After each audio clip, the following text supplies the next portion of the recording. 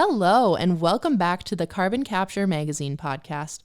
I'm your host, Danielle Piekarski, and I am excited to announce today's guest, Cameron Halliday, co-founder and CEO of Mantel. Welcome to the podcast, Cameron. Thanks, Danielle. It's great to be here. Yes, and as I said before, Cameron is the co-founder and CEO of Mantel, a carbon capture startup in Boston. Cameron holds a master's degree in business administration, chemical engineering, and chemical engineering with management, in addition to his PhD, which is also in chemical engineering. As a PhD student, Cameron was part of the team who discovered and developed Moltenborate technology. While completing his PhD work in under 3 years, Cameron published 11 peer-reviewed articles, initiated 6 patents, and received the William C. Russo Award for Leadership and Ethics in Chemical Engineering. Wow, Cameron, those are certainly some experiences to be proud of, and now you've helped found a company. So why don't you tell us a little about your company, Mantel? Sure thing. Yeah, it's been a long few years, but we've been fairly productive in those years. So Mantel is the sort of embodiment of that research that I did as a PhD student. We were looking for ways to reduce the cost of carbon capture, and that long process led us to these new materials, these moltenborate salts, that hold the potential to reduce that energy penalty by as much as 60% compared to the existing technologies. Mm-hmm. And so we approached this from an academic perspective. We spent a lot of time trying to understand these new materials, how they could perform as carbon capture materials. And it showed promise. So we built a bench scale system, and that worked well. And then we did a lot of techno-economic work, and that showed promise. And so we decided to start a company to commercialize the technology. Great. Okay. And what are moltenborates? So molten borates are a type of molten salt, and a molten salt is essentially a material that is a liquid at a high temperature. If you're familiar in chemistry land, it's similar to an ionic liquid, but it's at a very high temperature. And in my world, when we talk about high temperatures, we mean 600 degrees Celsius or around like 1,000 Fahrenheit. Wow. It sounds complicated. It sounds like difficult chemistry, but it's actually very simple. It's typically molten salts are made from a mixture of commodity chemicals. Ours specifically incorporates different alkali metals like sodium, as well as borate, which is a chemical that we use and produce at a pretty large scale. It's widely used in glass manufacturing and fertilizer. Very interesting. And I know you said that this technology can be used to decrease the cost of carbon capture. Can it be used in pre-combustion, post-combustion, and direct air capture processes? Yeah, so our focus is on post-combustion. Our materials capture CO2 at high temperatures, and this covers most sources of CO2 emissions. It does preclude direct air capture. So that's one sort of application of carbon capture that is outside the scope of what we can do. But we have some interesting ideas about how we can address the same challenge, which is removing CO2 from the atmosphere by using our materials. Great. And what industrial production processes would Mantel's technology be used for in capture?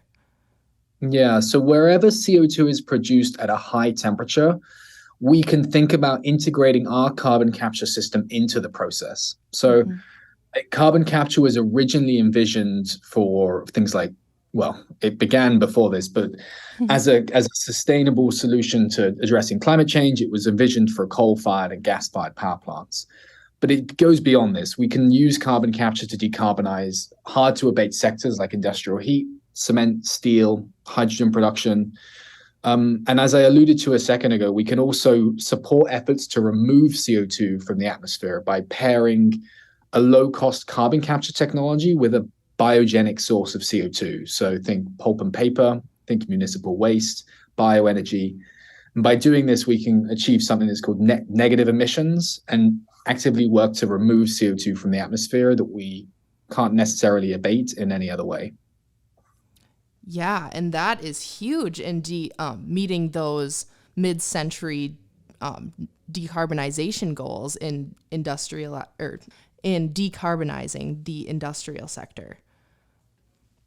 Exactly. I mean, it's becoming increasingly clear that we need to not only stop emitting, we also need to start really seriously thinking about actively removing, because for two reasons. There's the historic emissions that have been accumulating, and we at some point need to face the fact that there is a lot of CO2 that's now in the atmosphere that we would rather not be there. And the second reason is we're probably going to continue producing a lot of CO2 for decades, if not centuries. There's a lot of activities where it just doesn't necessarily make sense to prevent those emissions. It might actually make more economic sense. It might be cheaper to just remove the CO2 from the atmosphere. And that way, these carbon removal technologies can start to act as a backstop price for abatement. So if you think about a really hard to decarbonize sector, a lot of things around land use change, an industry like aviation, where it's looking very expensive to decarbonize. If we can do carbon removal for, say, $200 a ton, it might make more sense to do that than try and redesign how we do aviation or redesign how we do another very hard to abate sector. Right. And you said this does bring down the cost. What are the specific financial benefits of this capture method? Yeah, so we're working hard to reduce the energy losses or the parasitic load of carbon capture. That's really what drives most of the cost of carbon capture as you do this sort of techno-economic work. And we're optimistic that we can reduce that loss by more than 60%. It depends on the application, and we think this could reduce the cost of carbon capture compared to the state-of-the-art amine technology by between 50 and 30%. It is tricky to say with any confidence what any of these systems cost until we build these systems. And that's one of the reasons we need to start testing all of these technologies, not in a lab environment, but in the pilot and demonstration environments. Very interesting. Do you have anything else you would like to add? Yeah, so we're actively hiring and seeking partners as we look to build our demonstration plant and our first commercial plants in the coming years. So if anyone's interested in learning more, please don't hesitate to reach out.